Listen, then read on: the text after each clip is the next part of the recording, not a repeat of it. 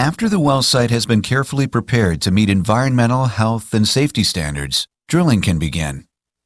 This is an intricate operation requiring a well-planned infrastructure.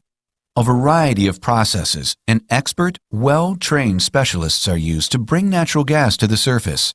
Chesapeake works with these experts during every aspect of the project, while strictly adhering to all individual state regulations. During the drilling process, the rig is in constant operation 24 hours a day, 7 days a week, for approximately 21 to 28 days.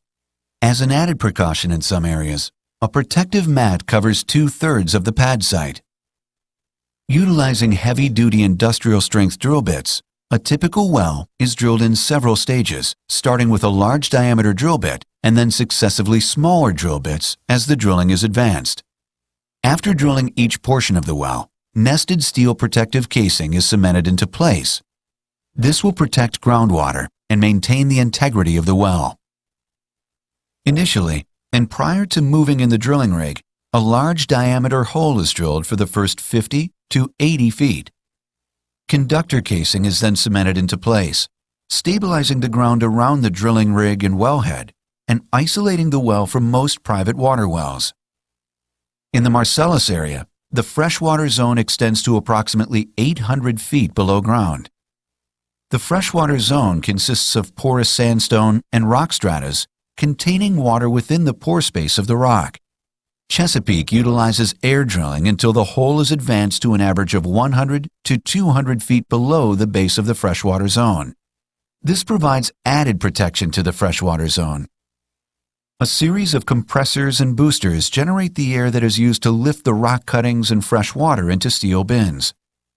The rock cuttings are then disposed of within state guidelines and permits.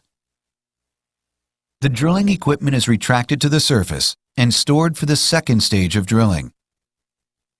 To protect the integrity of the hole and to protect the surrounding deep freshwater zone, a second layer of steel casing, called surface casing, is installed and cemented inside the newly drilled hole and conductor casing.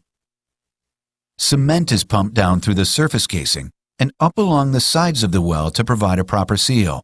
This completely isolates the well from the deepest of private or municipal water wells. A blowout preventer is installed after the surface casing has been cemented. The blowout preventer is a series of high-pressure safety valves and seals attached to the top of the casing to control well pressure and prevent surface releases. Next, a small drilling assembly is passed down through the surface casing. At the bottom of the casing, the bit drills through the float equipment and cement, continuing its journey to the natural gas target area as deep as 8,000 feet below the surface. The drilling method employed below the surface casing uses drilling mud, which is a non-hazardous mixture based on bentonite clay or synthetic thickeners. In addition to lifting the rock cuttings out of the hole, drilling mud also helps to stabilize the hole, cool the drill bit, and control downhole pressure. A few hundred feet above the target shale, the drilling assembly comes to a stop. The entire string is retracted to the surface to adjust the drilling assembly and install a special drilling tool. This tool allows Chesapeake to gradually turn the drill bit until a horizontal plane is reached. The remainder of the well is drilled in this horizontal plane while in contact with the gas-producing shale. Drilling continues horizontally through the shale at lengths greater than 4,000 feet from the point where it entered the formation. Once drilling is completed, the equipment is retracted to the surface.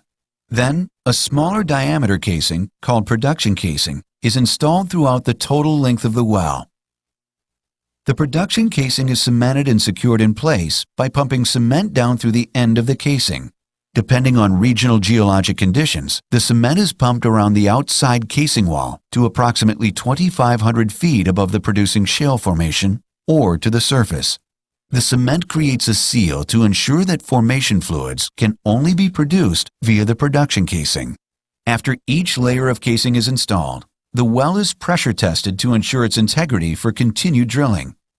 A cross-section of the well below surface reveals several protective layers: cement, conductor casing, cement, surface casing, drilling mud, production casing, and then production tubing through which the produced gas and water will flow. 7 layers of protection. Horizontal drilling offers many advantages when compared to vertical drilling. Since horizontal wells contact more of the gas-producing shale, fewer wells are needed to optimally develop a gas field. Multiple wells can be drilled from the same pad sites. For example, development of a 1,280-acre tract of land using conventional vertical drilling techniques could require as many as 32 vertical wells, with each having its own pad site. However, one multi-well pad site with horizontal wells can effectively recover the same natural gas reserves from the 1,280-acre tract of land while reducing the overall surface disturbance by 90%.